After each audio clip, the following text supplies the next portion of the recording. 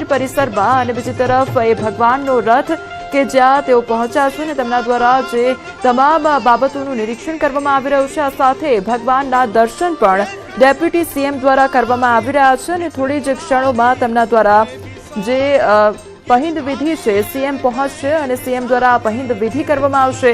ત્રીજી એ તસવીર સામે આવી છે કે જ્યાં સીએમનું આગમન થશે તે પહેલા જે ચાંપતો બંદોબસ્ત છે તે ગોઠવી દેવામાં આવ્યો છે। આ વખતે ખૂબ જ સુરક્ષાને લઈને ધ્યાન રાખવામાં આવી રહ્યું છે અને સજ્જડ જે બંદોબસ્ત છે તે પણ કરવામાં આવી રહ્યો છે। કોઈપણ પ્રકારની અનિચ્છનીય ઘટના ન સર્જાય તેનું પણ ખાસ ધ્યાન રાખવામાં આવી રહ્યું છે। રથયાત્રાની અભેદ સુરક્ષા વિશે પણ વાત કરવી છે। કેટલા પોલીસ કર્મચારીઓ તૈનાત કરવામાં આવ્યા છે તેના વિશે જો વાત કરવામાં આવે તો 10 આઈજી ડીઆઈજી તૈનાત કરવામાં આવ્યા છે। 30,000 જેટલા જે પોલીસ કર્મચારીઓ। અરવલ્લી જિલ્લામાં એક અઠવાડિયા પછી ફરી જામ્યો વરસાદી માહોલ। મોડાસાના ગ્રામ્ય પંથકમાં ભારે પવન સાથે વરસાદ। જીવનપુર ભીલકુવા સહિતના વિસ્તારમાં વરસાદથી ખેડૂતોમાં ખુશી છવાઈ। મગફળી સોયાબીન સહિતના પાકને મળ્યું જીવનદાન। ખેડા જિલ્લામાં મેઘરાજાએ કરી જમાવટ। માતર તાલુકાના ગામડાઓમાં વરસાદી માહોલ। સાયલા, લીંબાસી, ભલાડ, ત્રાજ, અલિન્દ્રા સહિતના ગામડાઓમાં વરસાદ। નેશનલ હાઈવે 48 પર ધોધમાર વરસાદ। પવન સાથે વરસાદ પડતા હાઈવે પર વિઝિબિલિટી ઘટી। અષાઢી બીજના આગલા દિવસે મેઘરાજાના વધામણા। રાજકોટ જિલ્લાના ગ્રામ્ય વિસ્તારમાં જામ્યો ધોધમાર વરસાદ। રાજકોટ કાલાવડ હાઈવે પર વરસાદી માહોલ। મેટોડા જીઆઈડીસી ખેરસરા વડવાજડી વાગુદડ સહિતના વિસ્તારોમાં વરસાદી માહોલ જામતા ધરતીપુત્રોમાં હરખની હેલી। રાજકોટ શહેરમાં પણ મેઘ પધરામણી। વિવિધ વિસ્તારોમાં પડ્યા વરસાદી ઝાપટા। જુબેલી ચોક, ગોંડલ રોડ, ઢેબર રોડ સહિતના વિસ્તારોમાં વરસ્યો વરસાદ। વાતાવરણમાં ઠંડક પ્રસરતા ગરમીથી રાહત।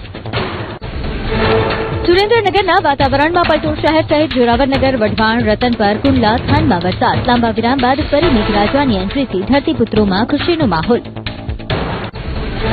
અમરેલીના સાવરકુંડલા પંથકમાં વરસાદ। વંડા ગામમાં ચાંપતો બંદોબસ્ત જોવા મળી રહ્યો છે તો ભક્તોની ભીડ પણ જોવા મળી રહી છે। ભક્તો પણ ભગવાનના દર્શન મેળવવા માટે રાહ જોઈ રહ્યા છે કારણ કે આજે ભગવાન પોતે શહેરમાં બહાર નગરચર્યાએ નીકળવાના છે। દર વર્ષે જ્યારે પણ દરરોજ ભક્તો ભગવાનના દર્શન કરવા માટે જતા હોય છે।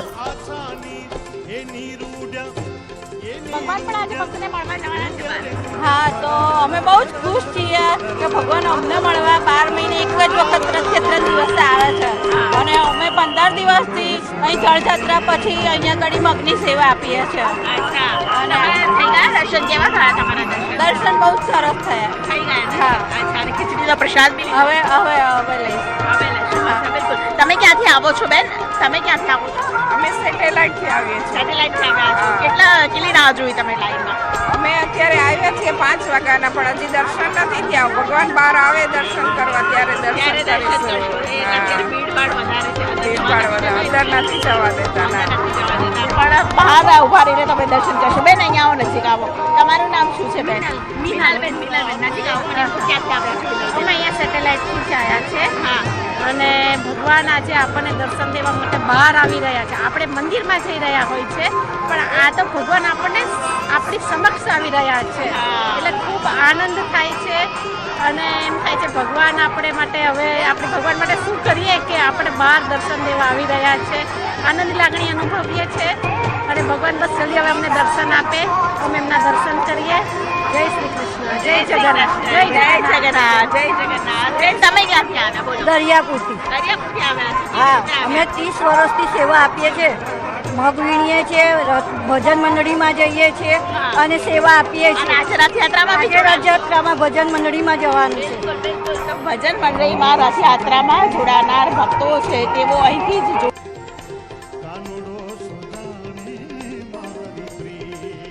રહ્યો છે કે જ્યાં ભગવાન ભક્તોને દર્શન આપવા માટે આવવાના છે ત્યારે ભક્તો આતુરતાથી રાહ જોઈ રહ્યા છે। ત્યારે ભગવાનના જે રથ છે તેના વિશે પણ વાત કરવી છે કારણ કે તે ભગવાનના રથ પણ અનોખા રથ છે। તે કેવી રીતે બનાવવામાં આવે છે તેના વિશે વાત કરવામાં આવે તો 3માંથી જે એક પણ રથ છે તેમાં ધાતુનો ઉપયોગ કરવામાં આવતો નથી। રથ બનાવવા માટે 3 પ્રકારના પવિત્ર લાકડાનો ઉપયોગ કરવામાં આવે છે। રથ નિર્માણ માટે અખાત્રીજના દિવસથી જ કામગીરી જે છે તે શરૂ થઈ જતી હોય છે। ભગવાન જગન્નાથના રથના 16 પૈડા હોય છે અને ભગવાનનો રથ બલભદ્ર અને સુભદ્રા માતાની પાછળ ચાલે છે। ત્યારે બલભદ્રનો તાલ ધ્વજ રથ 65 ફૂટ લાંબો હોય છે।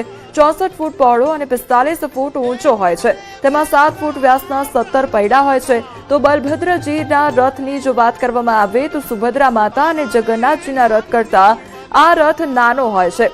તો સંધ્યાકાળ સુધીમાં ત્રણેય રથ મંદિરમાં પહોંચી જતા હોય છે. રથ પરથી ઉતરી ભગવાન જગન્નાથ મંદિરમાં પ્રવેશ કરતા હોય છે. અત્યારની એ તસવીર કે જ્યાં સીએમ ભૂપેન્દ્ર પટેલ મંદિર પરિસર ખાતે પહોંચવા માટે આવી ચૂક્યા છે અને તેઓ મંદિર પરિસરમાં પહોંચશે ત્યારબાદ તેમના દ્વારા પહિંદ વિધિ કરવામાં આવશે. પરંતુ હાલની એ તસવીર કે જ્યાં સીએમ ભૂપેન્દ્ર પટેલ હાલ પહોંચી ચૂક્યા છે અને થોડી જ ક્ષણોમાં હવે રથયાત્રાનું પ્રસ્થાન થશે, રથોનું પ્રસ્થાન થશે. પરંતુ હાલ સીએમ ભૂપેન્દ્ર પટેલ પોતાના કાફલા સાથે મંદિર પરિસરમાં પહોંચી ચૂક્યા છે. તેમના દ્વારા હવે થોડી જ ક્ષણોમાં પહિંદ વિધિની શરૂઆત કરવામાં આવશે. સોનાની સાવરણી દ્વારા તેમના દ્વારા સફાઈ કરવામાં આવશે અને ત્યારબાદ રથોનું પ્રસ્થાન કરવામાં આવશે. હાલ સીએમ ભૂપેન્દ્ર પટેલ પોતાના કાફલા સાથે મંદિર ખાતે પહોંચી ચૂક્યા છે અને થોડી જ ક્ષણોમાં હવે રથયાત્રાની શરૂઆત કરવામાં આવશે. આ અલગ અલગ એ તસવીર સામે આવી રહી છે કે જ્યાં સીએમ ભૂપેન્દ્ર પટેલ અત્યારે જગન્નાથજી મંદિર ખાતે પહોંચ્યા છે અને તેમના દ્વારા હવે થોડી જ ક્ષણોમાં પહિંદ વિધિ કરવામાં આવશે. સોનાની સાવરણી વડે સફાઈ કરવામાં આવશે. સીએમ ભૂપેન્દ્ર પટેલ લોકોનું અભિવાદન ઝીલતા નજરે પડી રહ્યા છે. ભક્તો જે આતુરતાથી રાહ જોઈ રહ્યા છે તે આતુરતાનો હવે અંત આવ્યો છે. ભગવાન હવે થોડી જ ક્ષણોમાં નગરચર્યાએ નીકળશે. સીએમ ભૂપેન્દ્ર પટેલ હાલ મંદિર ખાતે પહોંચી ચૂક્યા છે. જગન્નાથ મંદિર ખાતે તેઓ પહોંચ્યા છે અને થોડી જ ક્ષણોમાં હવે તેમના દ્વારા પહિંદ વિધિ કરવામાં આવશે. સીએમ ભૂપેન્દ્ર પટેલ અભિવાદન ઝીલતા નજરે પડી રહ્યા છે. ભગવાનના દર્શન તેમના દ્વારા કરવામાં આવશે અને આ સાથે જ પહિંદ વિધિની શરૂઆત કરવામાં આવશે.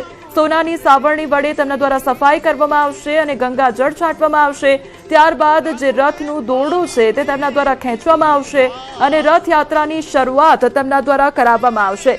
હાલ સીએમ ભૂપેન્દ્ર પટેલ મંદિર ખાતે પહોંચ્યા છે. ભક્તોની જે આતુરતાનો અંત છે તે હવે થોડી જ ક્ષણોમાં આવી જશે, કારણ કે ભક્તો આતુરતાથી વહેલી સવારથી રાહ જોઈ રહ્યા છે કે ભક્તો જે ભગવાન જે છે તે નગરચર્યાએ નીકળે અને ત્યારબાદ ભગવાન દ્વારા ભક્તોને દર્શન આપવામાં આવે.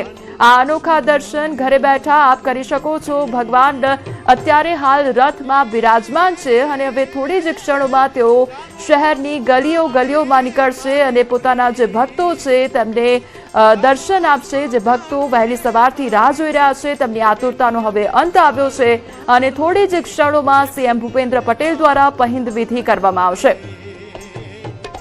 કાનુડો સુજાણે મારી